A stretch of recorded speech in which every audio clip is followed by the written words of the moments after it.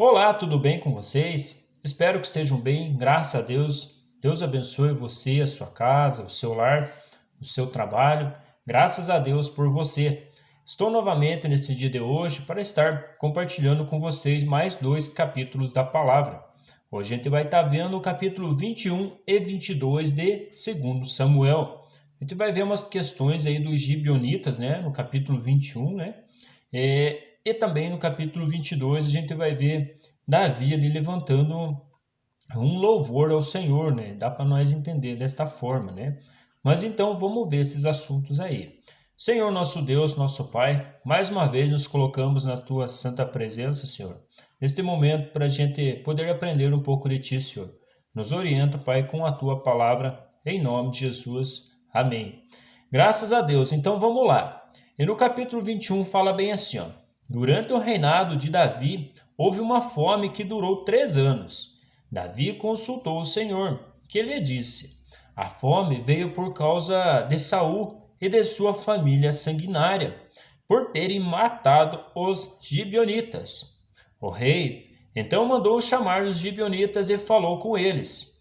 Os gibeonitas não eram de origem israelita, mas remanescentes dos amorreus. Os israelitas tinham feito com eles um acordo sobre juramento, mas Saul, seu zelo por Israel e Judá, havia tentado exterminá-los. Davi perguntou aos gibeonitas: Como fazer por vocês? O que posso fazer por vocês? Como posso reparar o que foi feito para que abençoe a herança do Senhor? Os gibeonitas responderam: Não exigimos de Saul ou de sua família prata ou ouro, nem queremos matar ninguém em Israel. Davi perguntou: O que vocês querem que eu faça por vocês? E eles responderam: Quanto ao homem que quase nos exterminou e que pretendia destruir-nos, para que não tivéssemos lugar em Israel, que 7 descendentes dele sejam executados perante o Senhor em Gibeá de Saul, no monte do Senhor. Eu os entregarei a vocês, disse o rei. O rei poupou Mefibosete, filho de Jonatas, e neto de Saul, por causa do juramento feito perante o Senhor entre Davi e Jonatas, filho de Saul, né?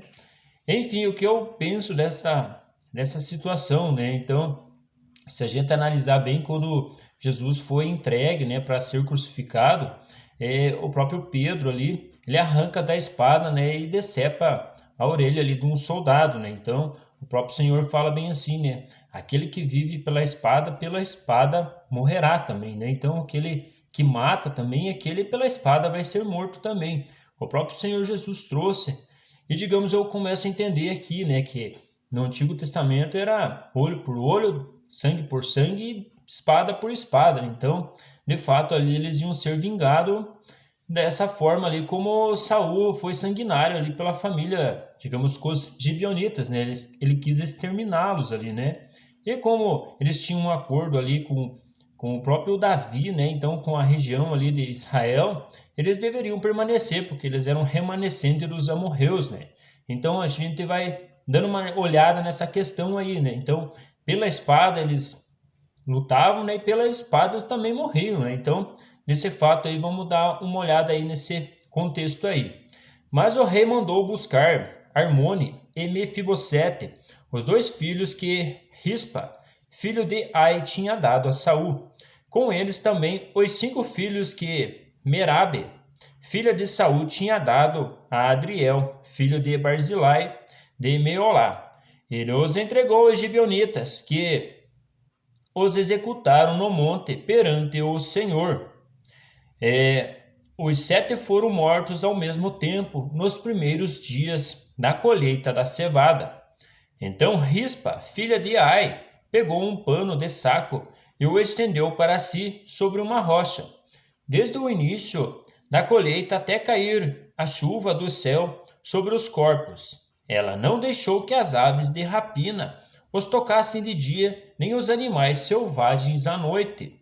Quando Davi foi informado do que Rispa, filha de Aiá, concubina de Saul, havia feito, mandou recolher os ossos de Saul e de Jonatas, tomando-os dos cidadãos de Jabes de Gileades.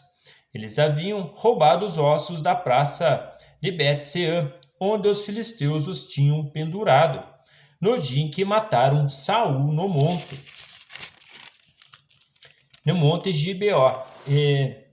Gilboa. Davi trouxe de lá os ossos de Saul e de seu filho Jonatas, recolhidos dentre os ossos dos que haviam sido executados. Entregaram os ossos de Saul e de Jonatas, enterraram, os ossos de Saul e de Jonatas no túmulo de Quis, pai de Saul, em Zela, na terra de Benjamim, e fizeram tudo o que o rei tinha ordenado. Depois disso, Deus respondeu às orações em favor da terra de Israel.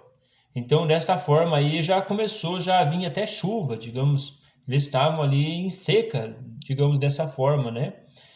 Houve ainda outra batalha entre os filisteus e Israel. Davi e seus soldados foram lutar contra os filisteus. Davi se cansou muito e Isbenobe, descendente de Rafa, prometeu matar Davi. A ponta de bronze da lança de Isbis-Benobe pesava 3,6 kg. E além disso, ele estava armado com uma espada nova. Mas Abissai, filho de Zeruia, foi em socorro de Davi e matou o filisteu. Então os soldados de Davi lhe juraram, dizendo: Nunca mais sairás conosco à guerra, para que não apagues a lâmpada de Israel, né? Dá para entender que Davi já estava velho e cansado de estar lutando, né? E necessitou aí de um socorro aí para não ser morto, né? Houve depois outra batalha contra os filisteus em Gobe. Naquela ocasião, Sibecai de Uzate matou Safe, um dos descendentes de Rafa. Esses Rafa eram gigantes, né? Então eram de estaturas altas, né? Noutra batalha contra os filisteus em Gobe, Elana, filho de Jará, Origim, de Belém, matou Golias, de Gate, que possuía uma lança cuja haste parecia uma lançadeira de tecelão. Noutra batalha em Gate, havia um homem de grande estatura, e que tinha 6 dedos em cada mão e 6 dedos em cada pé, 24 dedos ao todo. Ele também era descendente de Rafa, e desafiou Israel. Mas Jonatas, filho de Simeia, irmão de Davi, o matou. Esses 4 eram descendentes de Rafa, em Gate, e foram mortos por Davi e seus soldados, né? Então, dá para entender que os soldados de Davi ali eram muito fortes, né? Para estar derrotando esses camaradas grandes aí de alta estatura, né? No capítulo 22, a gente vai ver que Davi levanta um cântico ao Senhor, né? Então, vamos estar dando uma olhada aí. Davi cantou ao Senhor este cântico quando ele o livrou das mãos de todos os seus inimigos e das mãos de Saul, dizendo: Ó Senhor é minha rocha, a minha fortaleza e o meu libertador. O meu Deus é minha rocha, em que me refugio, o meu escudo e o meu poderoso Salvador. Ele é a minha torre alta, o meu abrigo seguro. Tu, Senhor, és o meu Salvador, e me salvas dos violentos. Clamo ao Senhor, que é digno de louvor, e sou salvo dos meus inimigos. As ondas da morte me cercaram, as torrentes da destruição me aterrorizaram, as cordas da sepultura me envolveram, as armadilhas da morte me confrontaram. Na minha angústia, clamei ao Senhor, clamei ao meu Deus. Do seu templo, ele ouviu a minha voz. O meu grito de socorro chegou aos seus ouvidos. A terra abalou-se e tremeu. Os alicerces dos céus estremeceram. Tremeram porque ele estava irado. Das suas narinas saiu fumaça, da sua boca saiu fogo consumidor. Dele saíram brasas vivas e flamejantes. Ele abriu os céus e desceu nuvens escuras, estavam debaixo dos seus pés.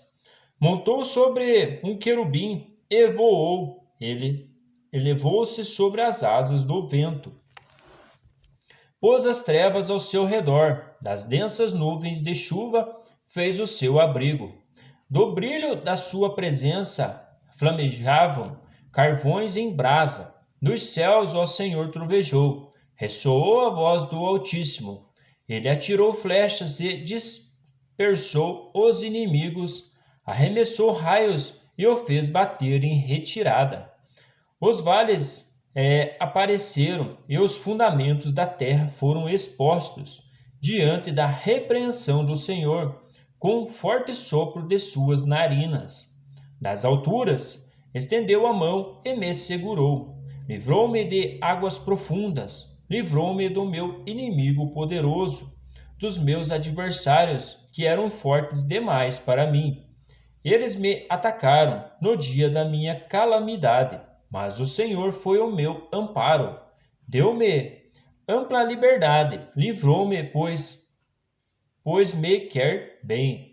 O Senhor me tratou conforme a minha retidão, conforme a pureza das minhas mãos me recompensou. Pois guardei os caminhos do Senhor, não cometi a perversidade de afastar-me do meu Deus. Todos os seus mandamentos estão diante de mim. Não me afastei dos seus decretos. Tenho sido irrepreensível para com ele e guardei-me de pecar. O Senhor recompensou-me segundo a minha retidão, conforme a pureza das minhas mãos perante ele. Ao fiel te revelas fiel, ao irrepreensível te revelas irrepreensível, ao puro te revelas puro, mas ao perverso te revelas astuto. Salvas os humildes, mas os teus olhos estão sobre os orgulhosos, para humilhá-los. Tu és minha lâmpada, ó Senhor. O Senhor ilumina-me as trevas. Contigo posso avançar contra uma tropa. Com o meu Deus posso transpor muralhas. Este é o Deus cujo caminho é perfeito. A palavra do Senhor é comprovadamente genuína. Ele é escudo para todos os que nele se refugiam. Pois quem é Deus além do Senhor? E quem é rocha senão o nosso Deus?